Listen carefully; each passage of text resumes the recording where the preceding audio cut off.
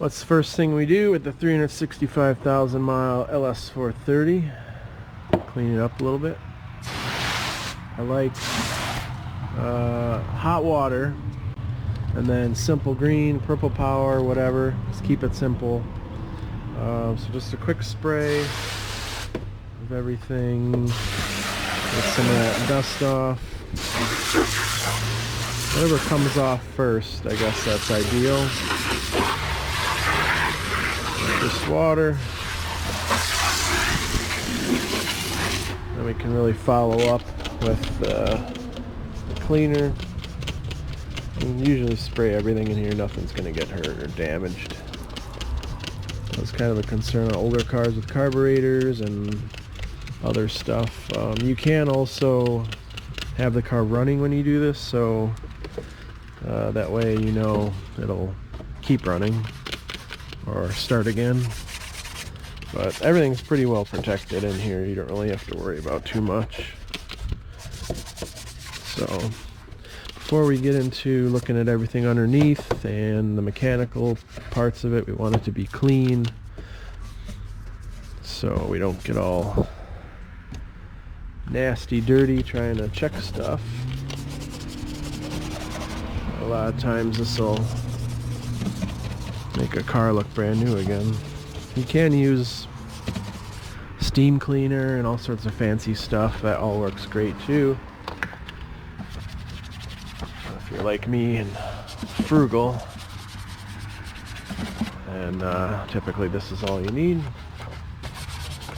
We'll just agitate some stuff here. Pipes, just get some of this older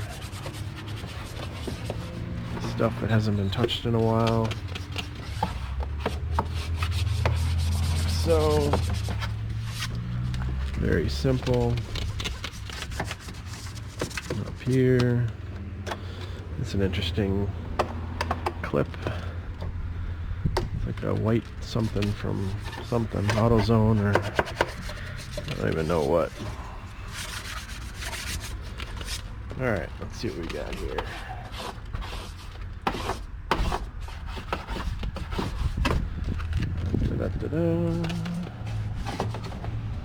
Get in the fenders here too a little bit.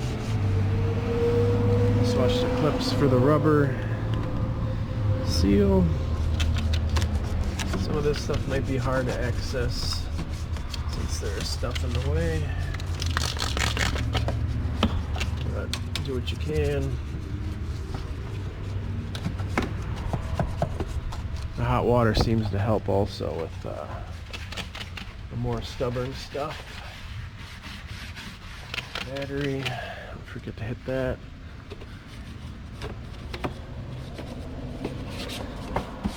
Okay, let's see how that looks.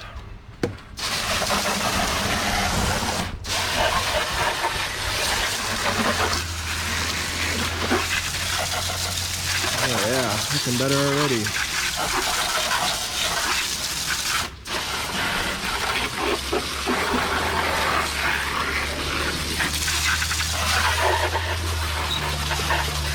All this stuff is sealed too, like these connectors. These are all waterproof connectors, so you're not going to get water inside the wire area. This has definitely never been off.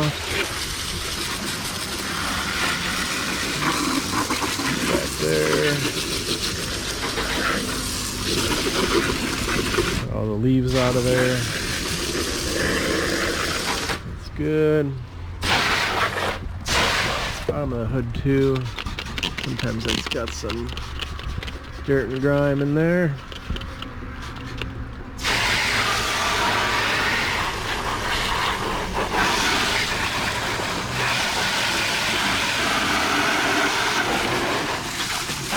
Yeah, looks good. What I really want to do next is take off this cover and this cover and then kind of look, see what we got here. What's been replaced, what hasn't been replaced, and go from there. Alright, so the first thing I do when I get a car, any car, Just kind of see what looks right, what doesn't look right. So first thing right off the bat, we have an aftermarket radiator cap. Not saying that's a bad thing. It looks pretty new. So if it works fine, I mean, I'll leave it. But typically I like just an OEM cap, just that way we know it's all good. Looks like there's green coolant in here, which is not surprising, but it needs the pink coolant. So we have a coolant flush coming up in its future. It looks like it has a blue oil filter, which I believe is STP. Again, not bad, but not original. The oil, like he said, he did an oil change. He was regular on the oil changes, and the oil looks fine. It's perfectly golden up to the mark. So what I might do is just change the filter, put an OEM filter on it, and leave the oil. Oil's fine.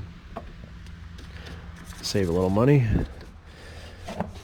But again, we want to clean all this off because we don't want dirt going into things like the coolant tank, or if we're doing any kind of work on the car, we don't want grime and dirt getting in our fingers, our faces, in the new parts and the old parts.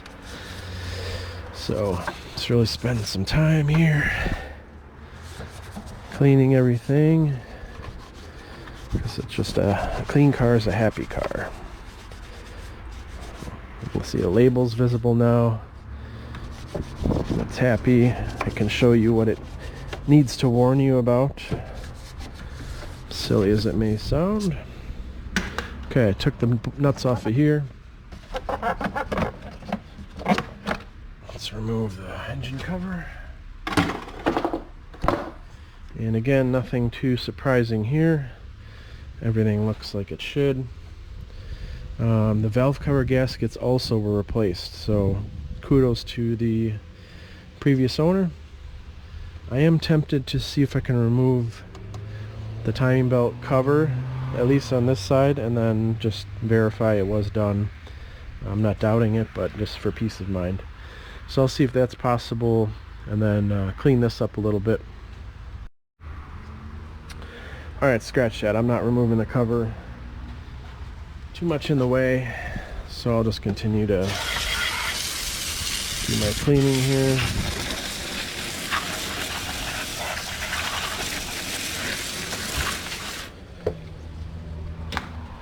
And oh, forgot the coolant tank. Look at that. Looks brand new. Okay. Just keep on spraying until you're happy with the result. It looks like we're pretty close already here. Let's try to get in here a little bit. Some of these hoses I don't even want to touch because this is like rock solid. So we have to order a new, what is that, PCV or just the ventilation hose? So I'll put that, add that to the list, because as soon as you touch this, it already looks like it's cracking a little bit right here, right at the valve or the port. Okay, they said the water pump and timing belt was done.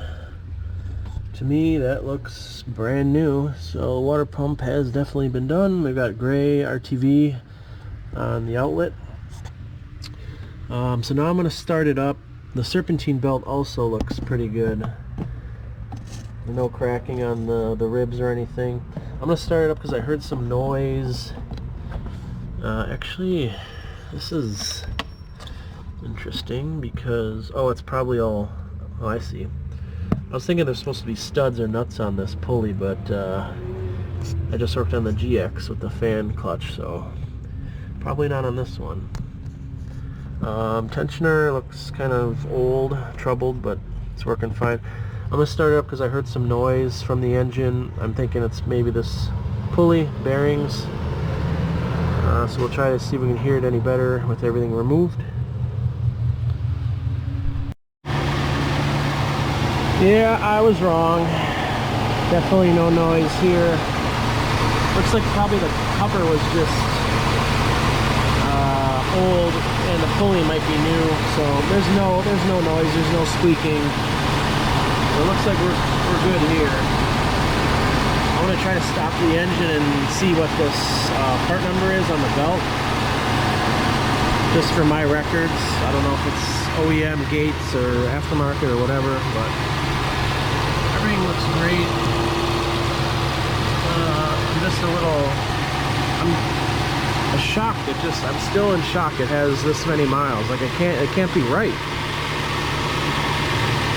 Because there's just so many things in here that I question. That's like, this has never been replaced. How is that even possible? So, yeah, I'll spray some of this down. Power steering pump's kind of gummed up with a lot of grease down there. But other than that, I mean, literally, I don't know. There's nothing to do. I'm kind of bored here. There's nothing for me to do.